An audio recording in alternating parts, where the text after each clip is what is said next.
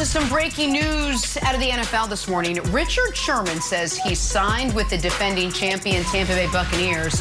The five-time Pro Bowler is dealing with legal issues stemming from a July arrest after a situation at his wife's parents' home.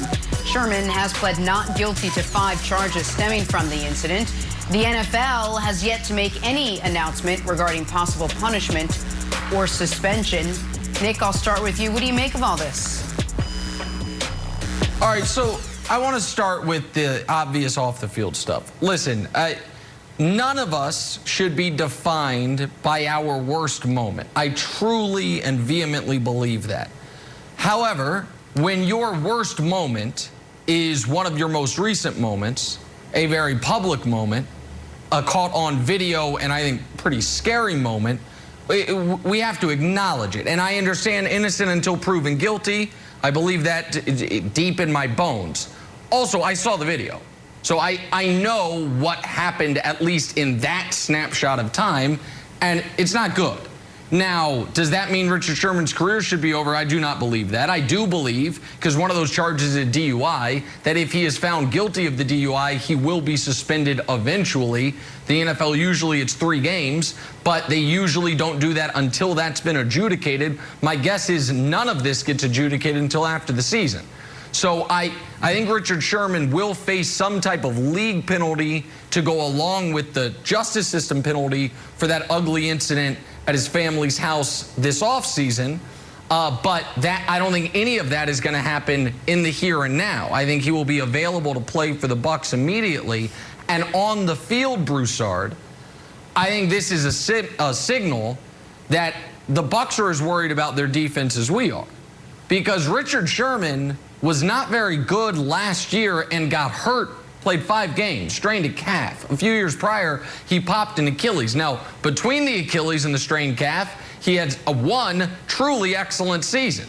Now, unfortunately, it ended for him getting beat in the Super Bowl down the sideline by Sammy Watkins, but he was one of the better players on that Niners defense throughout the year.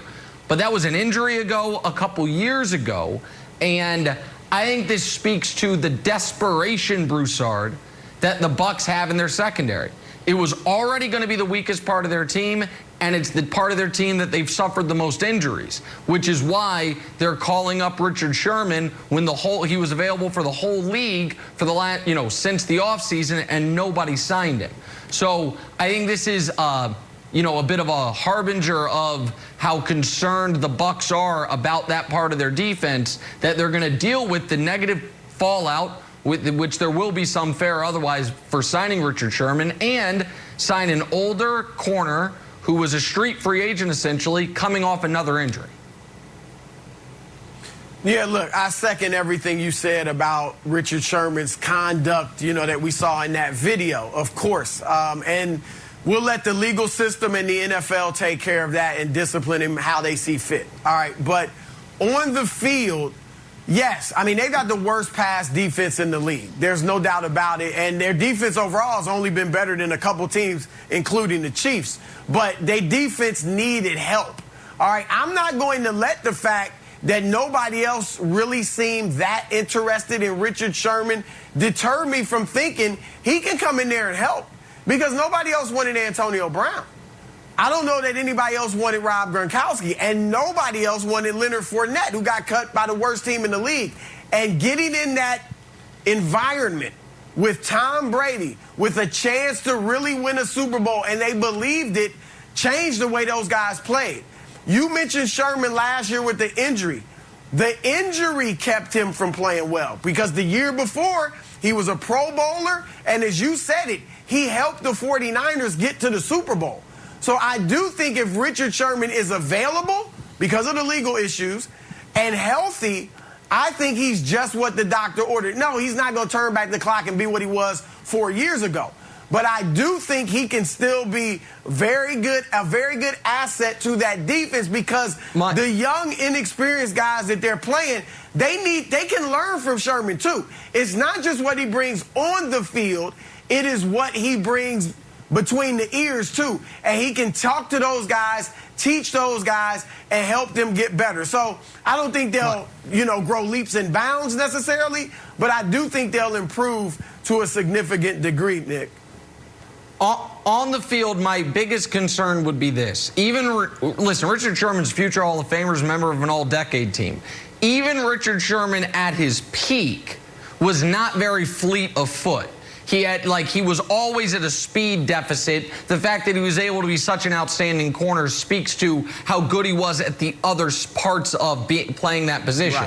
Right. But at his age, coming off another injury, I do wonder, and we'll see, if he's markedly slower than he was last season, then almost the technique stuff doesn't matter. And so I don't know where he is, and none of us know where he is at this age coming off that injury, Jenna. But if the athleticism has waned even further, then this is a stopgap move at best for a guy who obviously had a brilliant, I believe, no doubt Hall of Fame career. Incredible, great race with none of the bull. We are talking LeBron James and the Lakers this morning because LeBron did some talking yesterday. At Lakers Media Day, LeBron is 137 years old. Not really, but so it seems. His roster, the oldest in the league. The questions about it amuse LeBron to no end.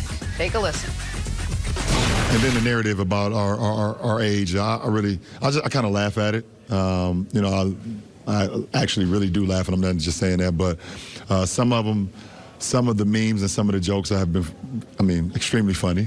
And just some of it is just, just trying to get people to read tabloids and things of that nature. But the game is won in between those four lines. And it's not won on the bottom ticker. It's not won in a newspaper. It's not won on, sports talk shows and things of that nature. If we come out and we put the time in, we put the work in, we make our own narrative. And one thing that we know, where we are, we got a bunch of guys that's been in this league for quite a while that understands and knows what it takes to win. And that's the business that we're in, of winning. All right, the Lakers, by the way, facts, not narrative. Lakers are older than everyone else by almost 2 years.